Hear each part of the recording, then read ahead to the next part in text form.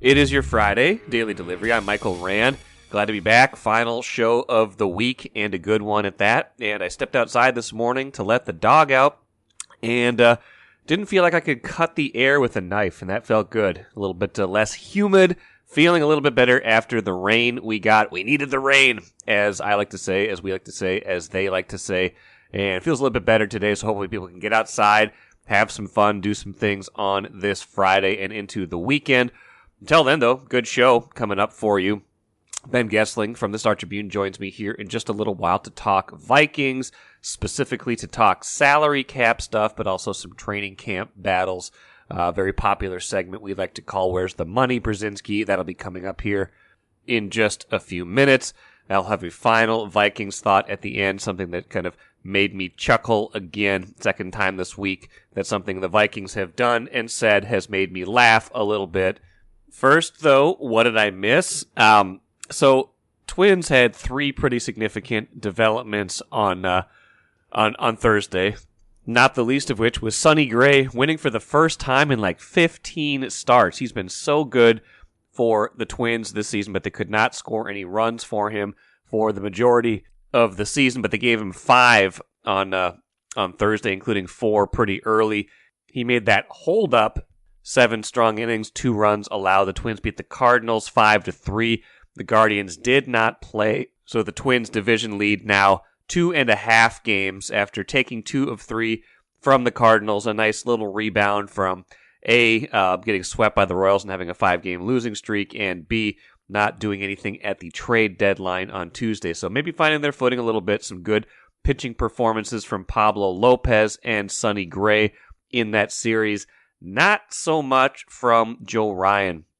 And we addressed that quite a bit on Thursday's show, but then on Thursday, before the game in St. Louis, Joe Ryan talked to the media, and we got a little insight into maybe why he's been struggling so much, at least according to him. He's been hurt pretty much ever since he's been awful this season. So you can kind of trace this. He says it happened right before his outing in Atlanta. He was stretching in the outfield grass, felt a little strain on his groin. Now that's the official reason he's on the injured list. Felt a strain, and now he's on the injured list. In 7 starts since then, including that Atlanta start, he has been terrible. 19 home runs allowed, including 5 in that Atlanta loss, and that was coming right on the heels of his best outing of the year, maybe his best outing of his career, a 3-hit shutout against the Red Sox at Target Field on June 22nd that had lowered his ERA all the way down to 2.98. 7 starts later, 4.43. And here's the thing. He apparently did not bother to tell anybody that he was injured, that he wasn't feeling 100% in his groin. And now, I think a young pitcher, as long as this whole story is correct, a young pitcher might try to, work through some things on his own. That sounds like what he was doing. And I'm going to play some Joe Ryan audio here in a minute.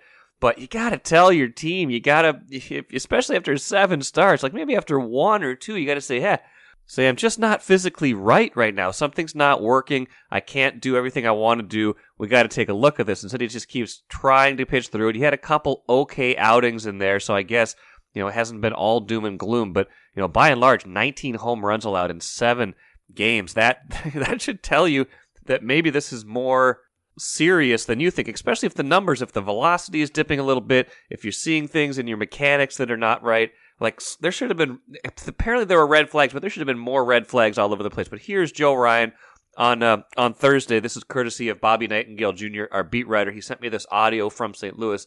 Here is Joe Ryan talking about this on Thursday. On my fastball at the top of the zone, which we throw a lot, obviously, I don't really notice it as much. It's anything when I'm getting that last little bit, getting over the baseball or getting over my front leg, I guess, exacerbates the symptoms, and I think that's where it just flares up so much.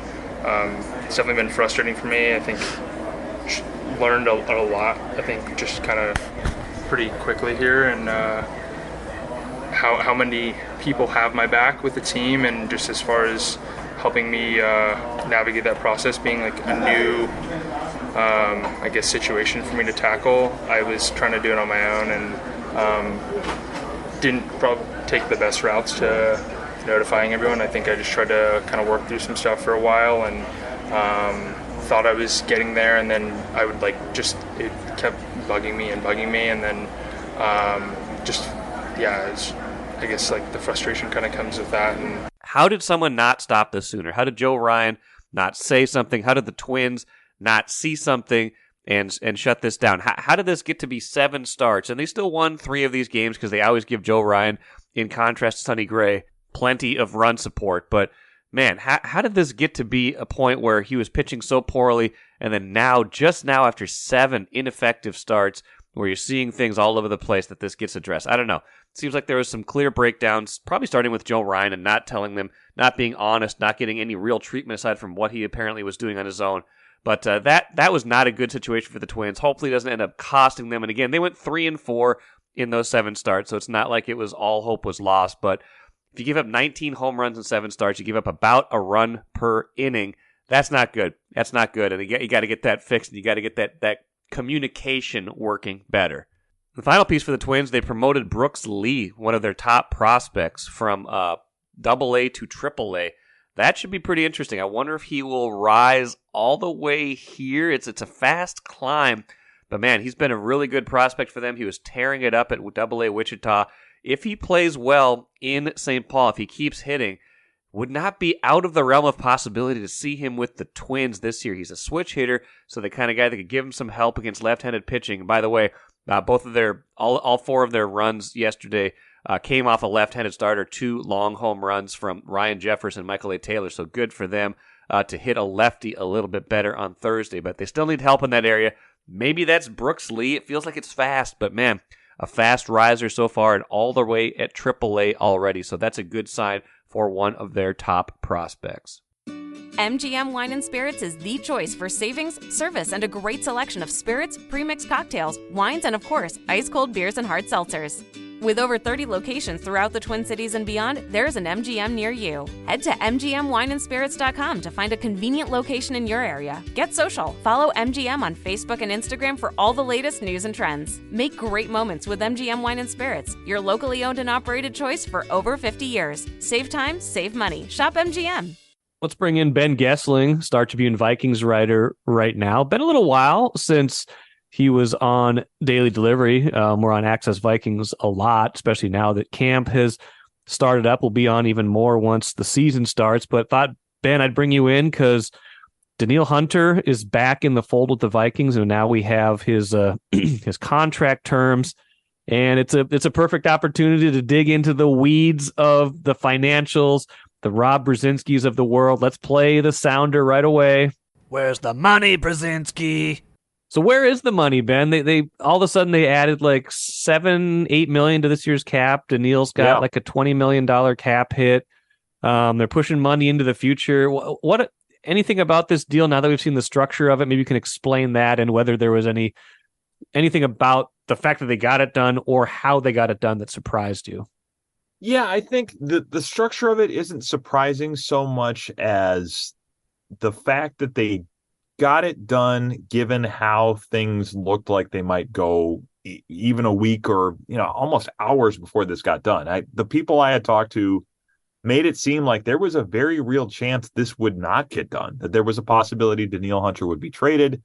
Because I think what had happened was there was a long history, and we've talked about this quite a bit, but there's a long history of him wanting more money, wanting a different deal than the one he signed in 2018. Of course, has tremendous years of 2018, 2019 after signing what even at the time looked like a very team-friendly deal given his age and how productive he'd already been.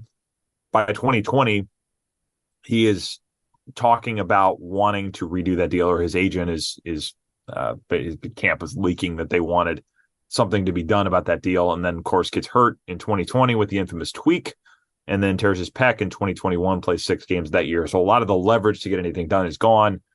Plays in a new system last year that put him in a different spot, had him going backward more often than he probably wanted and more often than Brian Flores plans for him to do, as Brian Flores talked about this week. So there was a lot of history. I think just a lot of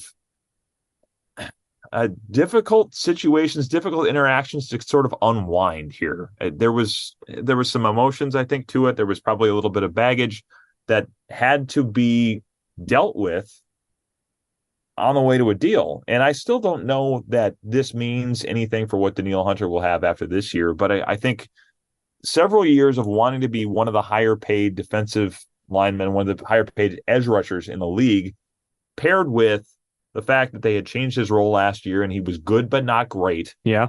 And then there's sort of this reservation of how much do we want to pay him? Do we think he's going to be great?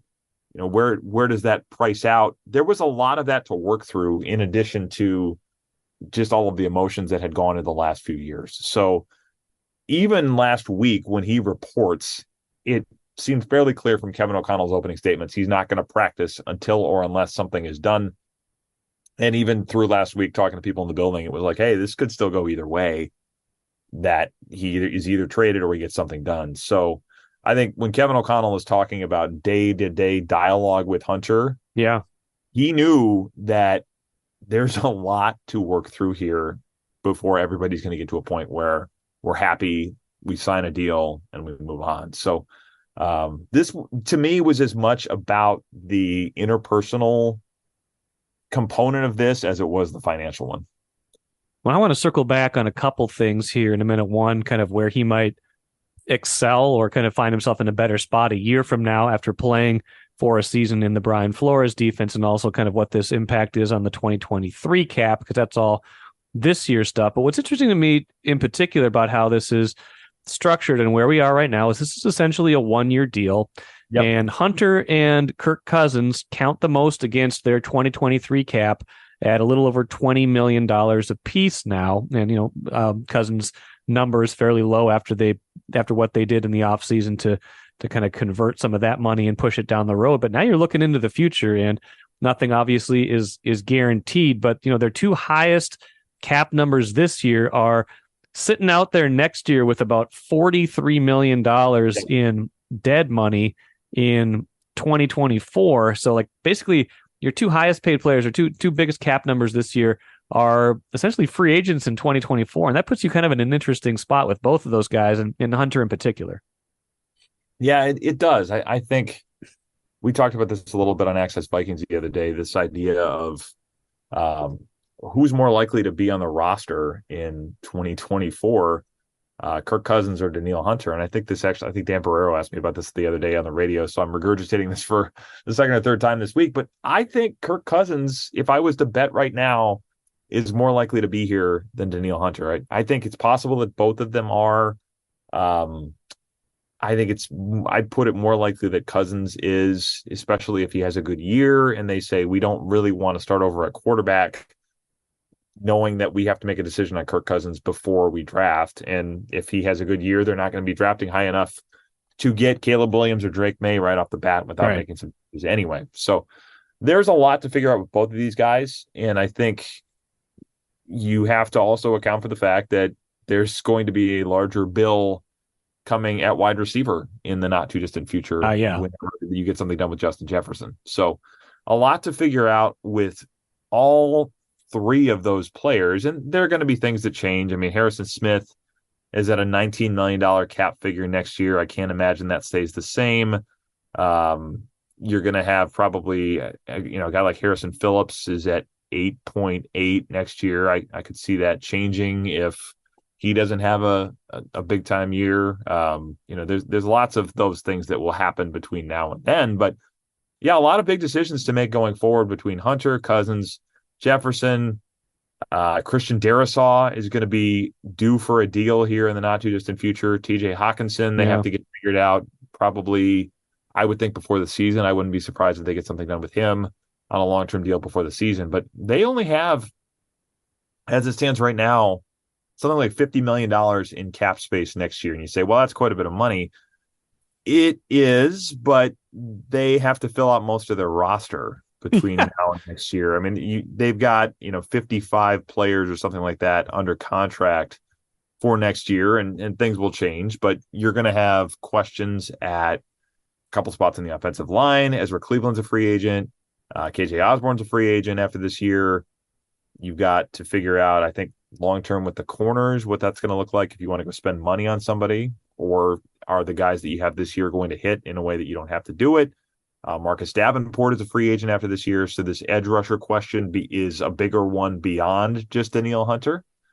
Lots to figure out. They are not going into the situation where it's like they're the Bears and there's lots of holes to fill, but they have lots of money to fill them with. There's lots of holes to fill, and it's still going to be a bit of a gymnastics sort of thing to make all of that happen. And Kwesi Adolfo-Mensah said it, I think, when he talked to reporters at the beginning of training camp. He said, oh, this is not the customary way that everybody does this. And there's a little bit of a hint there, a little bit of a breadcrumb of, hey, look, this idea that we are never going to go into full rebuilding mode is a really, really tough way to do it when you are constantly trying to refresh the roster and make decisions on veteran players at a point where you're never picking up high and you're never sitting there with big sums of cash to spend in free agency. So it is a difficult line they have to walk. And I guess the point of all this is we should probably stop being surprised by that. This is probably more the default than the exception. We saw it for the last few years of Rick Spielman, Mike Zimmer. Some of that had to do with them trying to save their jobs. Yes. But it's also, I think, an organizational philosophy that we've now seen carry over into a new regime. And I wouldn't expect that we're going to see that change. No, and Kwesi even said, like, it's in some ways harder mathematically if you look at it. Like, it's maybe, if you're trying to win a Super Bowl, at least, like, there's a risk at kind of staying in this kind of middle ground and trying to get to that next level rather than tear it down and try to build all the way back up, because you are missing those high picks. You do end up kind of doing the salary cap dance every year. And, in 2023, they have like $10 million now in cap space. They brought in the free agent guard this week for a visit, Dalton Reisner. Didn't sound like that produced any kind of imminent signing, but it does show that they're at least kind of still sniffing around the market. It seems like they've got enough space to do that, but they also could, however they do a Jefferson deal or a Hawkinson deal could factor into this year's cap if they want to front load it a little bit if there's space. How do you think they maneuver that and kind of account for anybody else they want to add here at the end? Yeah, I mean, I don't think they are done trying to maneuver some of these things. I think, like I say, I would expect a Hawkinson deal gets done. That probably lowers his cap number somewhat from this year. I think he's at 9.7 or something like that. Yeah, I think that's right now. And 9.3, I guess it is right now. So he will, I would think, come down from that if you are going to do a deal with him. Jefferson, I don't know that if they did a Jefferson deal before the season, I'm not sure there's any great way to make his cap number go down from what it currently is. Yeah, his number is only $4 million, a little more than $4 million. Yes. So. Yeah, it's $4 million, and it will include a massive signing bonus if they're going to do it. That number will go up. There's no math that I can see that's going to make that number go down from 4 million if you're going to do that deal. So what you get back from a Hawkinson deal may go right to Jefferson, which means there's not all that much money to do a lot of these things, given the fact too that you have to, your top 51 provisions go away in a few weeks, and there'll be some number of guys that have a little bit of guaranteed money if they get cut, and you may have injury settlements with a few players. And then you also have to have a little bit of money to adjust your roster during the regular season. So you're looking at a lot of these things where you can bring in guys like Dalton Reisner, but if he is looking for a big sum of cash, either for this year or in a multi-year deal, and a promise that you're going to be the starter right away, I don't know that this is going to be the place that he gets at least the cash part of that. I think the fact they brought him in is significant. I think it shows you that they are open to upgrading there, that they are not completely satisfied with everything they have, or at least they don't think that there's no way we can improve this. So you end up in this spot where you probably are going to have guys come in. If there's a player like Dalton Reisner that's as experienced as Dalton Reisner is, that's going to look at it and say, okay, this is an option, but I want to check around a little bit and see if there's a place where I can get a little bit more of an assurance financially of where I'm going to be, because I just don't know that the Vikings are going to be the team that can do that for a lot of players right now, simply because there's enough stuff in the ether. There's enough stuff that they still have to consider between now and the start of the season, or even into the season, that I don't think they're going to go break the bank for anybody. And not that there's a ton of guys to do that with, but even in these types of situations, I don't know that they're going to be the top bidder on the market for the veteran free agents that are still around. I was looking at it, and they're carrying a little over $36 million in dead money this year. A lot of that Adam Thielen. And I was wondering if that's a lot. It's kind of a lot. It's the 8th most in the league. And then I looked, and it's like, wow, the Buccaneers and Rams are carrying more than twice as much of that, almost $75 million in dead money a piece. That's not the way you necessarily want to do business, but is that just kind of the price of doing business when you're kind of in this zone? Are you just going to have those kind of moments where you're pushing money out, and then eventually it just kind of falls over the cliff and you got to swallow it in some years? Yeah, there's going to be some of that, and you're still going to continue to see the cap go up. I mean, that has not fully hit in the way that it will over the course of this TV deal, because we've seen increases in the cap, but it's not quite hit turbocharge mode yet, because of those years that they had to work back from what would have been decreases in the cap because of COVID. So right. There's still some of that will help them, but that also is going to push player salaries up in general. So it is a little bit of the way you have to live, I think, because they are trying to have it both ways in a lot of ways, where, the Buccaneers probably aren't looking at this year and saying, okay, let's go. I mean, everybody's going to say the goal is win the division, the goal is to go to the playoffs, the goal is to go to the Super Bowl. But I think realistically, some of these teams know this is not where we are. This is not the year where we are expecting to be all in. Right. And dead money then is not the end of the world, because we'll kind of lick our wounds this year and come back at it a different year.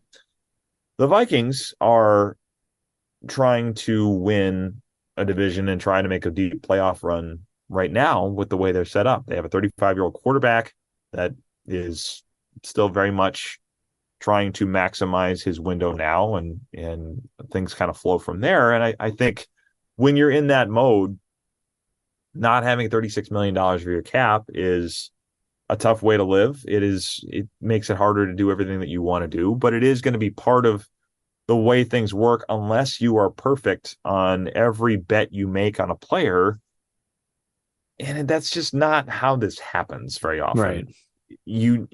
For you not to have dead money, you would have to price contracts correctly, be lucky with injuries, have players who are productive enough to stay at market value contracts, like Harrison Smith to age 34 at a position where you just don't see that happen very much. So, yeah, if you are better than everybody else in the salary cap department and the talent evaluation department, sure, you can do these deals and not have to deal with any dead money. It probably also is going to mean you're winning a heck of a lot of games. So it's fine. But that's, short of that, there is going to be a little bit of this baked into it. And Kwesi, I think, sort of has admitted that you're not going to be perfect on all of these things. So this is kind of the side effect of just variability or imperfection, probably all of those things baked into it. It's just going to be the way it is when you are trying to keep a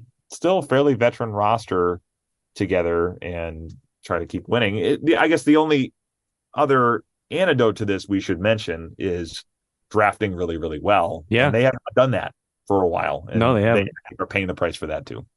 Well, and that speaks to, the top or the bottom of this list, depending on how you want to look at it. The dead money, the Bengals only have $600,000 in dead money this season. Wow. They've drafted fairly well recently. They drafted very high, but Joe Burrow and Jamar Chase spring to mind. And the teams with the least amount of dead money, if you look at it right now, are the Chiefs, Bills, Jaguars, Chargers, and Bengals, all of them with pretty good chances to make the playoffs in the AFC, and certainly, a few of those prime Super Bowl contenders. So, you give yourself a wider window if you have more active spending than dead money. And the two biggest teams that have the biggest amount of dead money are the Bucs and Rams, who just won Super Bowls. So I guess they can't really argue with all of that either. So it's just an interesting Your way. favorite team is sitting there at number 3.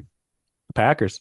Yeah, $57 million after the divorce with Aaron Rodgers. Yeah, that's going to hurt them this year as well. But we'll, that's a piece of this too. Like I wonder how tempted they are, to try to stay competitive, not just from an organizational standpoint, but man, the NFC North feels like it's going to be open at least for a little while, until we learn more about Jordan Love and Justin Fields and how for real Detroit was, in at least becoming competent last year. There's no team that you look at and say, this is a team that certainly is going to overtake the Vikings this year. Yeah, and that is, if you are sitting here saying, if you're the fan that's saying, for whatever reason, boy, I'm tired of this, I want them to tear it down, I'm tired of the trying to stay relevant, trying to stay stuck in the middle. I've said that before. Yeah. I mean, if anybody that can hear my voice is of that mindset, yes. The counter to that would be, look, the NFC North is up for grabs. The NFC itself is not the deeper conference. No, that's for sure. You have Philadelphia, who I think is going to continue to be very, very good. Beyond that, I don't know that you'd look at anybody there. I mean, San Francisco, I think, is going to be good again, but the quarterback questions continue to exist with them. The Rams have a lot to do to get back to where they were.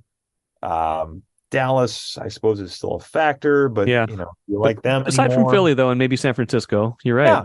Yeah, it's not a conference where you sit there and say, okay, this team is locked and loaded. It's not Kansas City, Cincinnati, Buffalo, Jacksonville probably on the rise. The Jets. And if you're sitting there and you're the Jets saying, we've got a window, it's like, well, maybe, but you're not the best team in your division, and the Dolphins are not bad either. So it's not that type of a setting for the Vikings where you're saying, boy, there's just no way for us to even get home playoff games and make a run. You look at the NFC, and there is a path to do it. You need a lot of things to go right. Right. But, Kevin O'Connell, I think, said this in an interview the other day, the number of people that come up to him and say, just once before I die. Yeah. He's been here a year. Yeah. A guy that's 38 years old from across the country that had a fairly, he doesn't like the word charmed, but they had a lot of things go right last year. Yes. He is already hearing all of the Viking fan fatalism, and I think understands that if you are the first person to break through that, you will be loved here forever. Oh, yeah. So no doubt it is about a tempting thing when the NFC North is up for grabs. The NFC itself is not as formidable as it's been. And, you get hot, you never know. I think that is the temptation that they find themselves with when it's like, we've got a quarterback that is able to win games, at least in the regular season. Maybe we get on a playoff run. We've got the best offensive weapon in the league. We've got a coordinator we like on defense that has a lot of things to fix, but there's a lot that they are optimistic about with him. And, you never know where it could go if they get in and make a run. So I think that's a lot of what, I'm not saying it's going to happen, but I think that's a lot of the thinking that would drive the let's stay in the game sort of approach. Speaking of up for grabs, maybe let's finish with a little bit of camp talk. It's, maybe we can frame this either positively or negatively, but does seem like there's positional battles going on. And so maybe one of those is guard, where they, like we talked about, they brought in at least a look at Dalton Reisner, didn't sign him when he was here. If you are the Vikings, or if you're just Ben Goessling observing camp so far, what are your areas of concern so far in terms of how this depth chart will play out and kind of who your starters are going to be, especially on defense, but across the board, I guess? I think the one I would bring up right now is running back. Like, what does the depth chart look like there? Alexander Madison limps off the other day on a day where Kene Wangu is not practicing. Ty Chandler has really struggled in pass protection, which is a big part of playing running back in this system, especially if you're in 11 personnel, especially with a quarterback that's going to throw a lot and is not going to be the most mobile quarterback in the world. They've talked about that they need running backs who could pass protect. So I can already hear Cousins groaning and moaning on the ground after yeah, watching that quarterback documentary. Yep, there was a lot of that. Like, Kirk getting up and trying to gut through another shot to the ribs. It was a pretty common part of the soundtrack there. So that one I wonder about a little bit, because they certainly have talked like they expect Alexander Madison to be a bigger part of this offense than, I mean, the narrative of like running back by committee thing, they're not talking that way. They are talking like they expect Alexander Madison to be an every down guy, which is great if he's healthy. Right. If he's not, or if something happens to him at any point, what is the solution there? I wonder about that. The middle of the offensive line, I think it's a known question. I mean, this is, I'm not bringing any news to say that Ezra Cleveland, Garrett Bradbury, Ed Ingram need to be better than they were a year ago. There's not a great solution for that right now on the roster. I mean, it's Oli Udoh possibly getting back in there if they wanted to go that direction at some point, or I don't know that they would, but man, he's still there. Talk about not great solutions. Thank you. Yeah, no, it's not. I'm aware of where we stand with the history of some of the guys, but that's what the options are at the moment, unless they go sign somebody. And I think the fact that they brought Dalton Reisner in would tell you that you should keep an eye on that situation. Edge rusher opposite Danielle Hunter. We haven't seen Marcus Davenport in a day or two here. That a lot of that might just be maintenance stuff given his injury history, but you need him to hit. You need some of those guys behind him, I think, to hit, whether it's DJ Wan or Patrick Jones. I have a lot of questions about corner.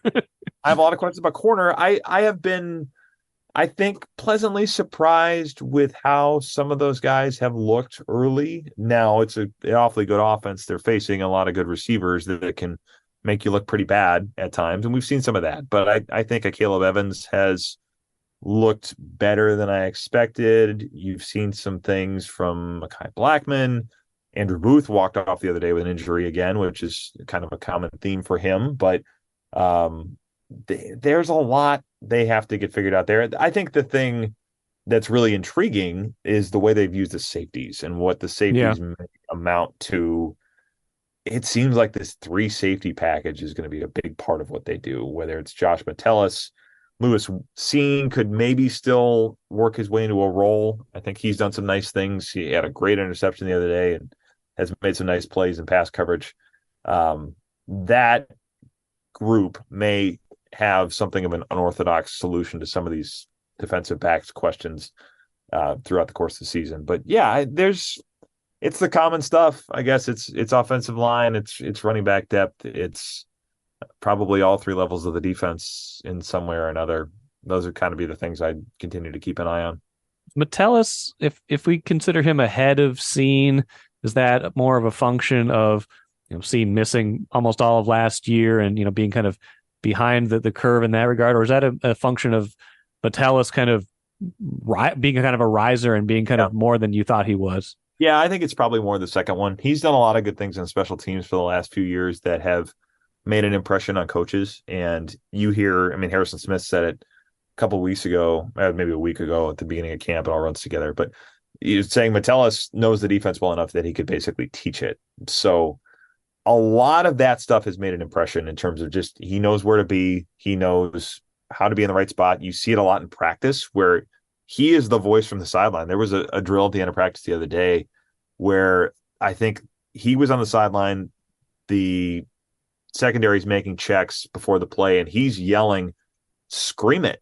You need to make sure that people are hearing your checks." So, I mean, even those little things, he is very vocal, and I think bringing in a lot of just practical advice for younger players, not feeling like, oh, I haven't asserted myself yet, I need to wait to do that. He has kind of, I think, taken it upon himself to say, we need to be on it with a lot of these things. So whether it's setting the tone or just, I think, impressing people by how well he knows the scheme, certainly he's made an impression. And I think that's had a lot to do with why he's getting opportunities. And I think will continue to get opportunities. I don't know that they are disappointed with Lewis Seen by any means things right now, but Yeah, the fact of the matter is when you're coming back from an injury, you didn't have the time to make an impression as a rookie.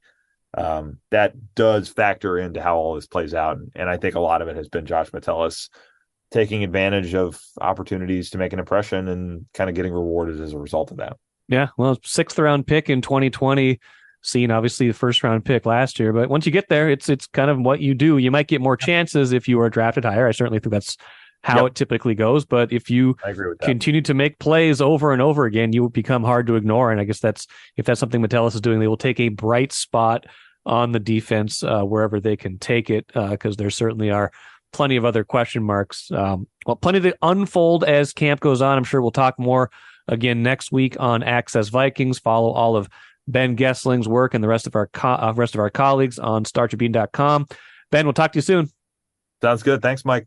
Good stuff from Ben, and that brings me to the cooler. Ben reporting on Thursday night that the Vikings brought in Ronald Darby, former Bills and Eagles starter who's had some injury problems over the last few years. Brought him in for a workout on Thursday. That is a corner, even though Kevin O'Connell, second time this week, he's talked about a position group that he's liked so far, but they've also brought in a guy for a workout. Made me laugh. He did that with the offensive line and the guards earlier in the week before they brought in Dalton Reisner, that they didn't sign Dalton Reisner, at least not yet, but the Vikings bringing in Ronald Darby for a workout, even though Kevin O'Connell saying, I think they're off to a really good start of understanding how we're asking them to play, that he's been generally happy with the progress of his corners, especially his young corners like a Caleb Evans and Andrew Booth Jr., who has been hurt a little bit in camp but should be back soon, they hope, and Mekhi Blackman as well. So I don't know. Are they happy with him? Do they want more? Probably a little bit of both.